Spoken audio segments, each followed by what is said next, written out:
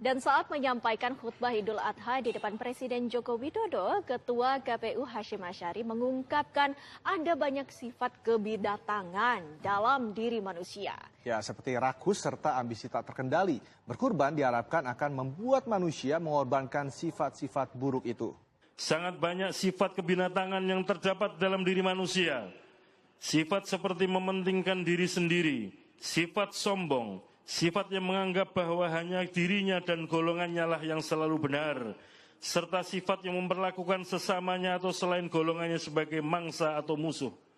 Sifat kebinatangan yang selalu curiga, menyebarkan informasi yang tidak benar, fitnah, rakus, tamak, dan ambisi yang tidak terkendalikan, tidak mau melihat kenyataan hidup, tidak mempan diberi nasihat, tidak mampu mendengar teguran, dan lain-lain, merupakan sifat-sifat yang tercela dalam pandangan Islam.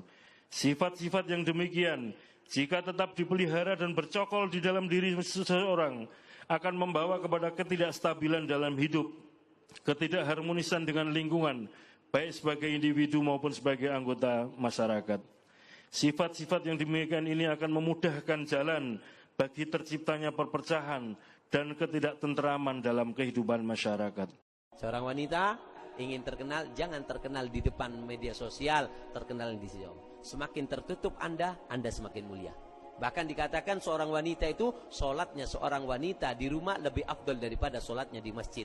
Sholatnya seorang wanita itu di ruang tengah lebih afdol daripada dia sholatnya di ruang tamu depan. Sholatnya dia di dalam kamarnya lebih afdol daripada sholatnya di ruang tengah. Kenapa? Semakin tertutup, semakin afdol itu wanita. Paham ya? Jadi hati-hati, seorang wanita hati-hati, terutama yang mengatasnamakan hijrah, pakai cadar. Nah, jangan dong.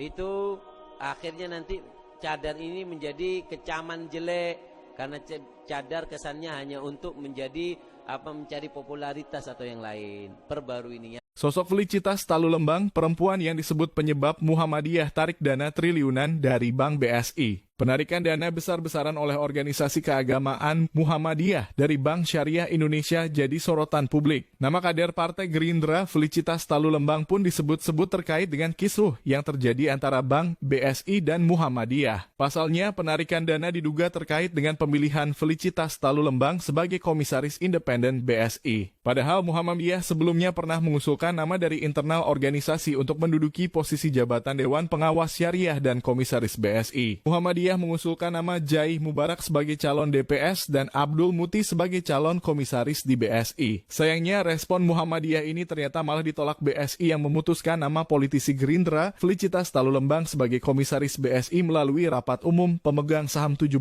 Mei 2024.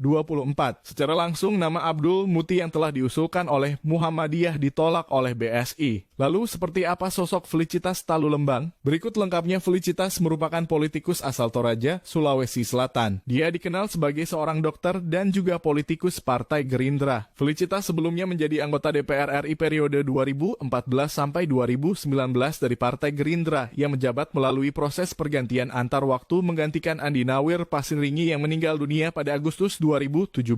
Felicitas sebelumnya berprofesi sebagai dokter dan pernah menjabat sebagai Direktur Rumah Sakit Kabupaten Sinjai, Sulawesi Selatan pada tahun 1999 hingga 2008. Terkait penarikan dana besar-besaran, sumber internal PP Muhammadiyah dikutip dari Emiten News menyebut pihak Bank BSI menyamaratakan Muhammadiyah dengan nasabah biasa meski memiliki dana simpanan besar di bank tersebut. Misalnya untuk mendapat pembiayaan 1,3 triliun rupiah, PP Muhammadiyah harus menaruh dana 1,8 triliun rupiah sebagai jaminan. Itu seperti menggunakan uang kami sendiri, jelas sumber tersebut. Tak hanya itu, pelayanan BSI dinilai lebih buruk dibanding bank syariah lain. Misalnya, KB Bukopin Syariah memberi pelayanan lebih baik dan transparan sesuai prinsip syariah. Selain itu, ada indikasi BSI lebih banyak menggelontorkan pembiayaan kepada sektor korporasi daripada usaha mikro, kecil, dan menengah. Muhammadiyah menyoroti hanya di bawah 10% dari total pembiayaan BSI dialokasikan untuk UMKM. Dan bank syariah terbesar Indonesia itu lebih memilih proyek besar seperti pembangunan PIK 2. Tidak disangkal, berdasar data laporan keuangan tahunan, BSI menyalurkan pembiayaan untuk sektor Small Medium Enterprise atau UKM senilai Rp19,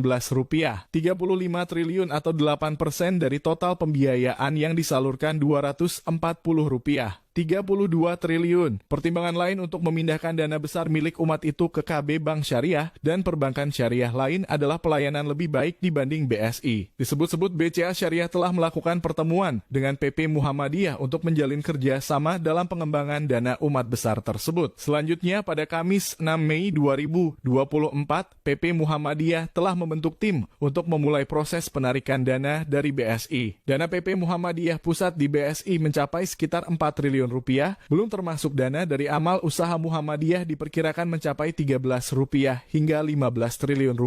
Sementara Ketua PP Muhammadiyah Anwar Abbas mengatakan bahwa PP Muhammadiyah memiliki komitmen yang tinggi untuk mendukung perbankan syariah. Oleh karena itu, pihaknya terus melakukan rasionalisasi